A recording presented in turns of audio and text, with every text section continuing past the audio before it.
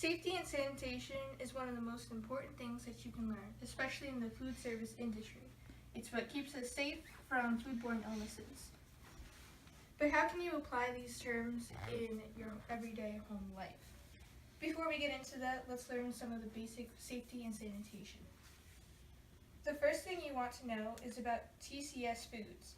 TCS stands for Time and Temperature Control for Safety. Examples of these are milk and dairy products, meats, fish, poultry, shellfish, and baked potatoes. So why is TCS foods important to know about? When you abuse TCS foods, you are allowing bacteria to grow on foods, and the foods I named specifically are more likely to have bacteria grow on them.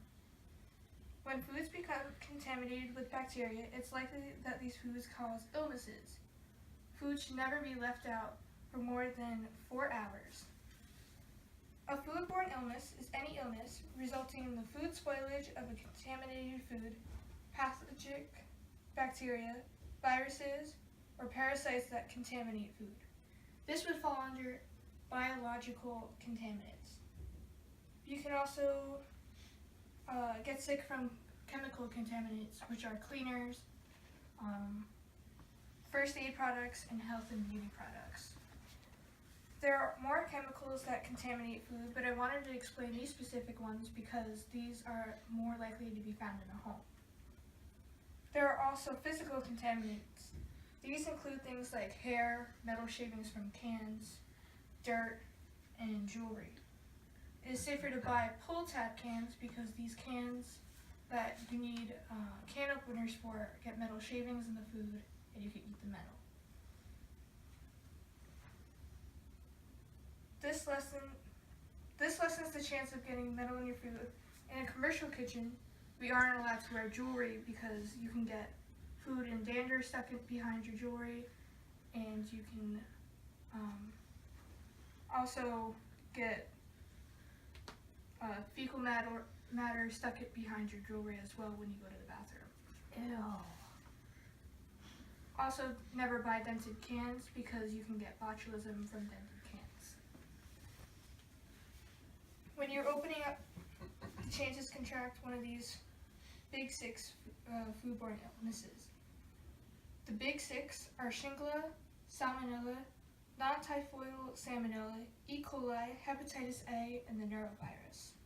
Common symptoms of these diseases are diarrhea, vomiting, fever, nausea, abdominal pain, and jaundice.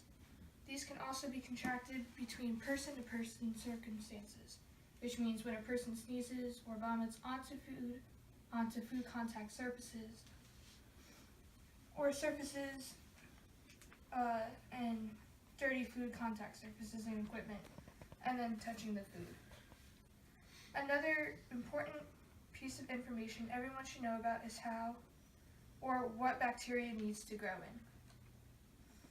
In the food industry, we use FAT-TOM, which stands for food, acidity, time, temperature, oxygen, and moisture. All of these are what bacteria needs to grow in.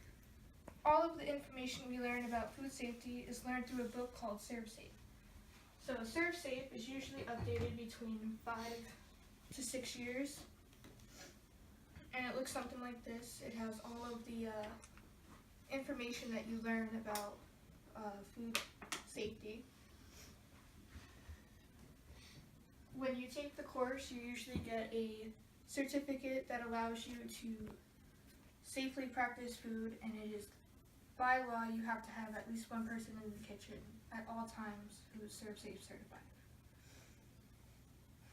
It is also a very good thing to learn who your at-risk population is, which includes the elderly, preschool, and young children, also people with compromised immune systems.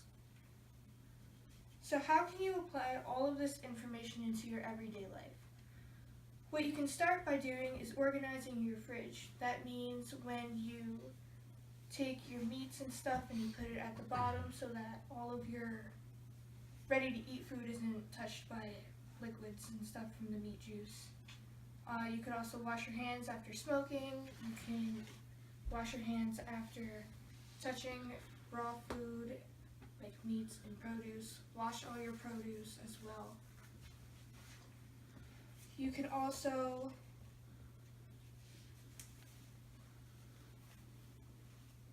prevent illness from not cross-contaminating on cutting boards.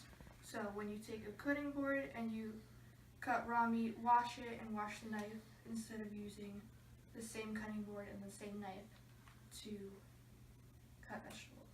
And that's how you can apply food safety and sanitation in your everyday home.